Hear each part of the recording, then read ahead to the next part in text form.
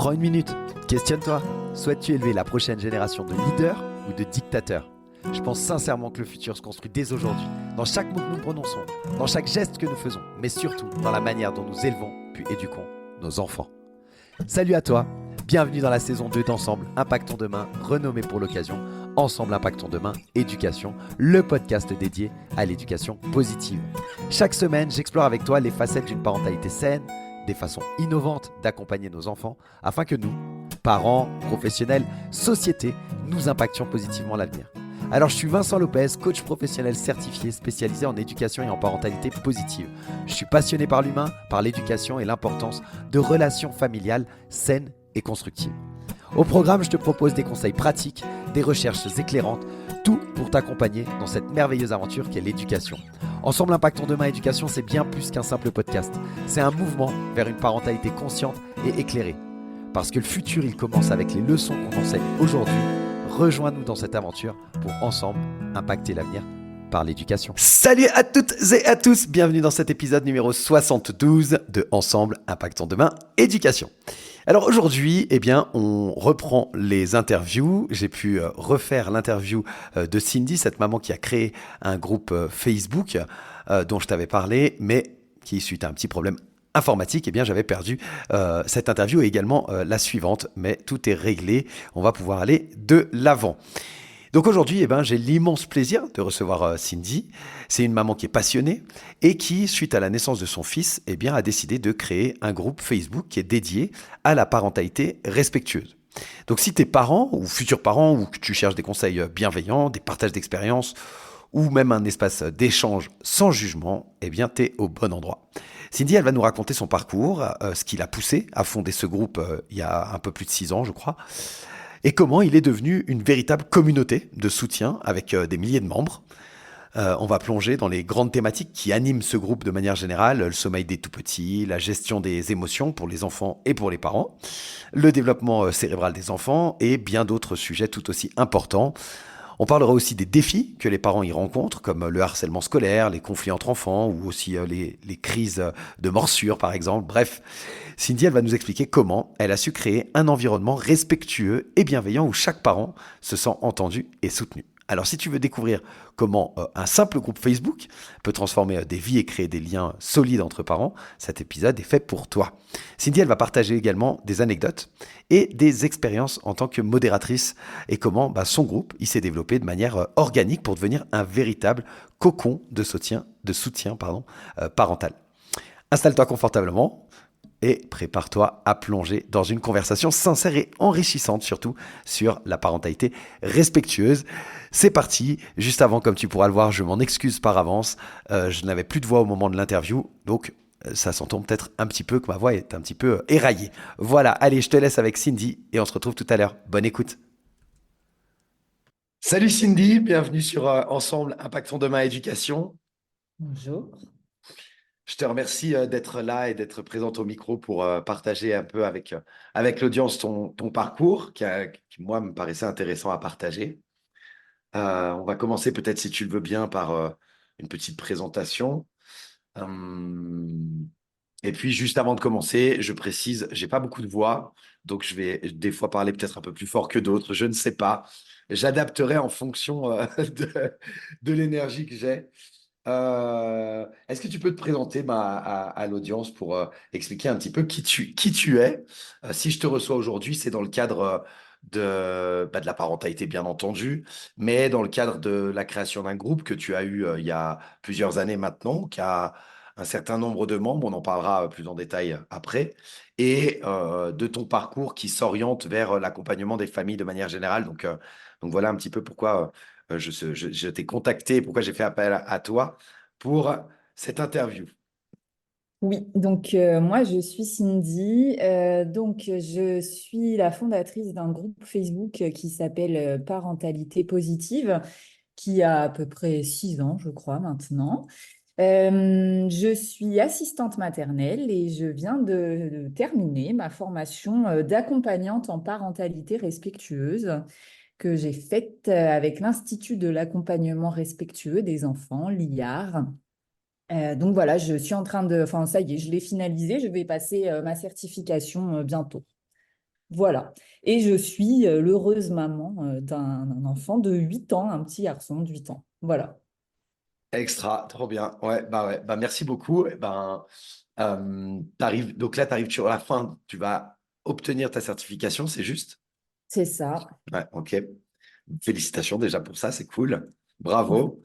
Euh, on va aller direction plutôt le groupe au début, et puis ensuite on va Mhm. parler aussi des autres casquettes, mais qui sont toutes finalement liées et qui tournent autour de cette éducation et de cette parentalité respectueuse. Totalement. Qu'est-ce qui t'a poussé à créer ce groupe Facebook? Eh bien, suite à la naissance de mon fils, il y avait plusieurs petites choses autour de moi, enfin des petits conseils qu'on pouvait me donner auxquels j'adhérais pas spécialement, euh, qui m'ont poussé à déjà aller chercher sur les groupes un peu Facebook. À l'époque, ça commençait juste un peu à sortir, hein, les groupes Facebook. Mhm. Euh, donc ça m'a un peu poussé à y aller pour trouver un peu de soutien dans ma parentalité, puisque j'en avais, mais pas celui que j'attendais au final. J'avais pas mal de petits conseils comme laisse-le pleurer, sinon tu vas en faire un enfant roi, ou il te lâchera jamais, ou il faut couper le cordon. Donc bref, ce qu'on a tous plus ou moins entendu.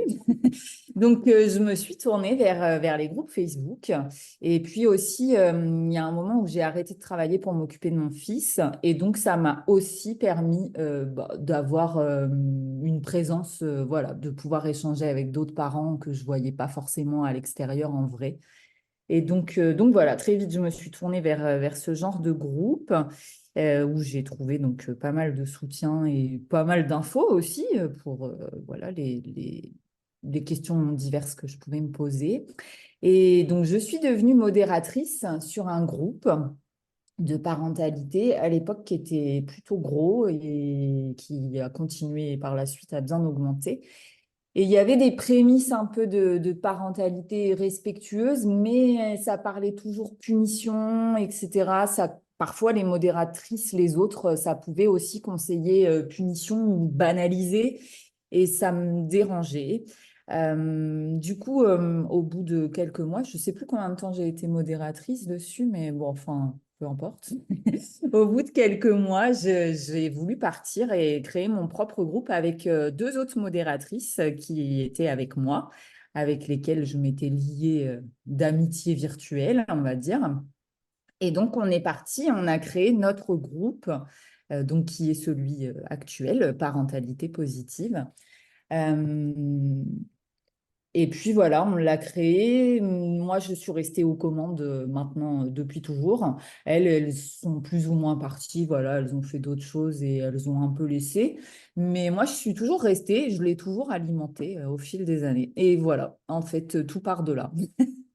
Et ouais, comme quoi, une petite chose au départ, puis ça peut prendre une importance assez grande, parce qu'aujourd'hui, tu as aux alentours des 2000 membres, je crois, Ouais, sur le groupe, Mm, ce qui est mm. une belle communauté déjà. Oui.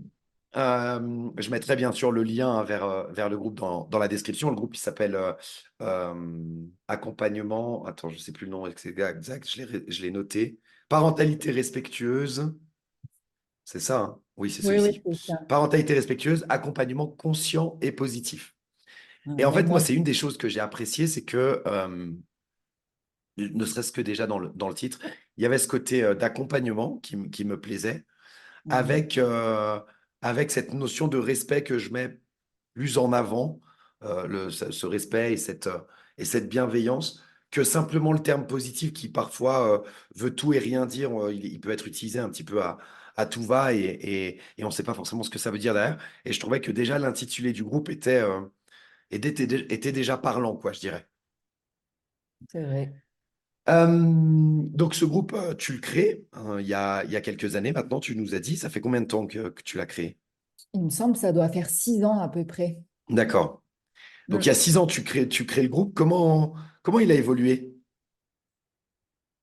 Eh bien, au fil des années, il a évolué un peu tout seul. J'ai pas spécialement cherché à faire de la publicité ou quoi, parce que c'était pas quelque chose auquel j'aspirais. Déjà, de base, je l'ai créé, voilà, comme ça, pas dans un optique spécifique.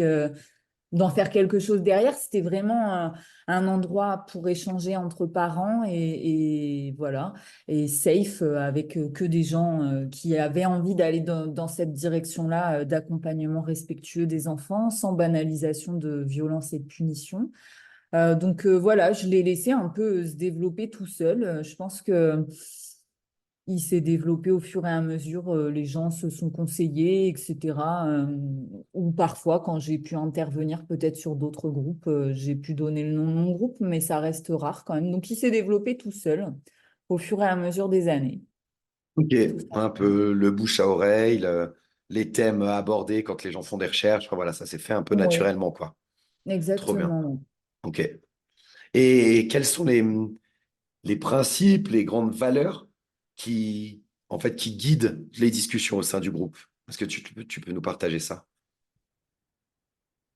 Oui, ben, toujours sur une parentalité, voilà, sans violence éducative ordinaire. Euh, Toujours dans le respect de l'enfant et de ses besoins, de ses intérêts. Et vraiment, voilà, pas de banalisation de la violence, pas de punition. On ne promeut pas, voilà, les punitions et ce genre d'éducation. Et aussi toujours dans une certaine hum, pédagogie, c'est-à-dire qu'on accepte le parent qui arrive et qui dit, ben voilà, moi, je punis, mais j'ai envie de changer, j'ai envie de faire autrement. Ça, c'était vraiment un côté auquel je tenais aussi parce que ben, tout au long de son parcours de parent, parfois on démarre et on ne sait pas, en fait, on n'a pas toutes les cartes en main. Et du coup, je tenais vraiment à ce que dans ce groupe, on puisse dire, bah voilà, je sais que je fais pas bien, mais j'ai envie de changer. Est-ce que vous pouvez m'aider? Ouais, un côté respect du parent aussi, en fait. Tu parles des besoins de Oui, l'enfant, mais un côté respect du parent qui vienne avec ce qu'il a, en fait, comme il peut. voilà. Surtout l'envie de changer et la prise de conscience déjà quand même de savoir que bon, c'est pas OK comment je gère et je sais que voilà, je fais pas spécialement au mieux, mais j'essaye voilà, de changer mon comportement et ma façon de penser et de voir les choses. Oui, et puis ce qui est déjà le premier pas, quoi, de prendre conscience des difficultés qu'on peut avoir, d'aller C'est ça. rechercher des ressources d'aide pour pouvoir essayer de changer et d'évoluer dans une direction qui nous correspond un peu plus, quoi. Ouais, tout Ouais, à fait. ok. Quels sont les sujets, je sais pas, les grandes thématiques qui sont apportées par les parents? Est-ce que tu t'identifies comme ça des récurrences de grandes thématiques, de sujets? Oui, globalement, le sommeil, hein, c'est le, Ouais. le sommeil chez les plus Chez les petits, plus quoi, petits. Mhm, mhm. à 6 ans, on va dire. Les émotions, la gestion des émotions, que ce soit pour les enfants, mais aussi pour les adultes, parce que voilà, c'est pas toujours facile non plus, même en tant qu'adulte, de gérer ses émotions.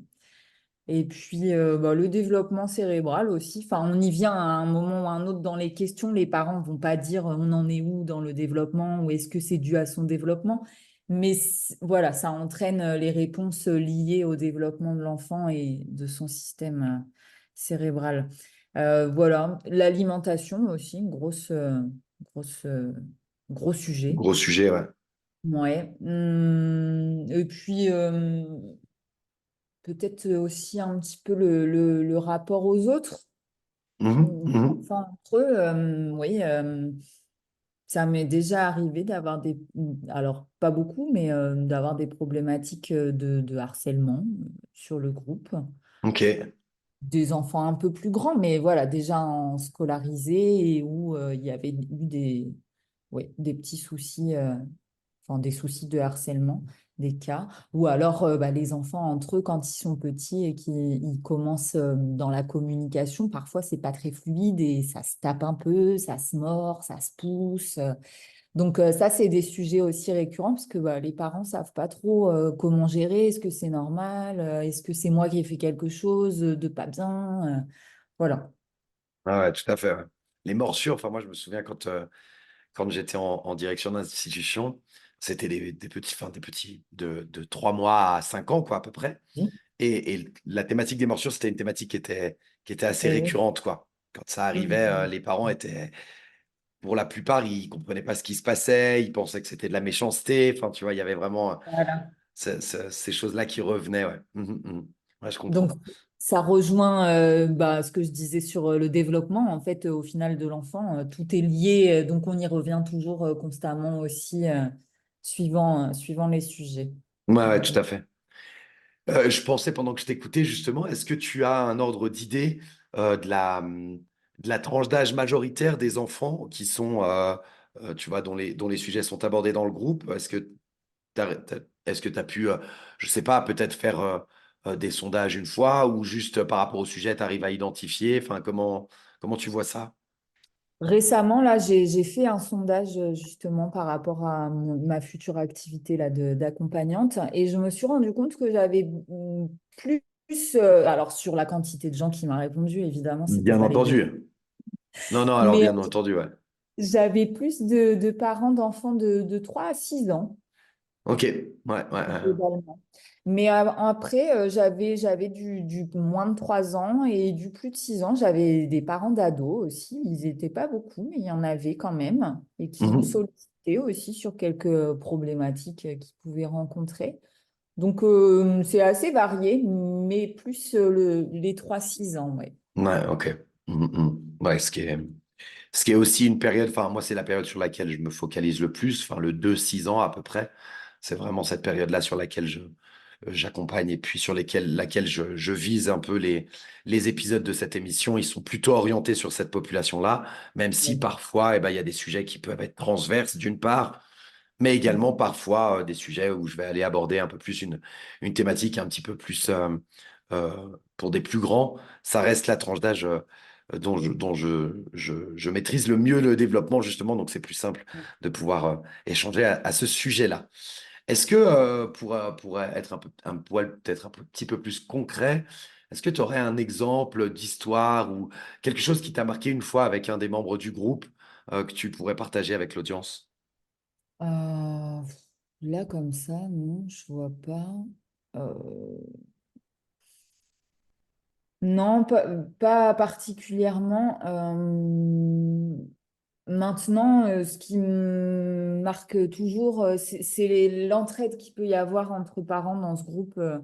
C'est toujours bienveillant, les conseils. Je vois les parents, ils interagissent ensemble et c'est toujours dans la bienveillance. Et même quand il y a du potentiel débordement qu'un parent dit, ben moi je punis, tu pourrais essayer de faire ou quoi, ça peut arriver, c'est déjà arrivé dans le passé.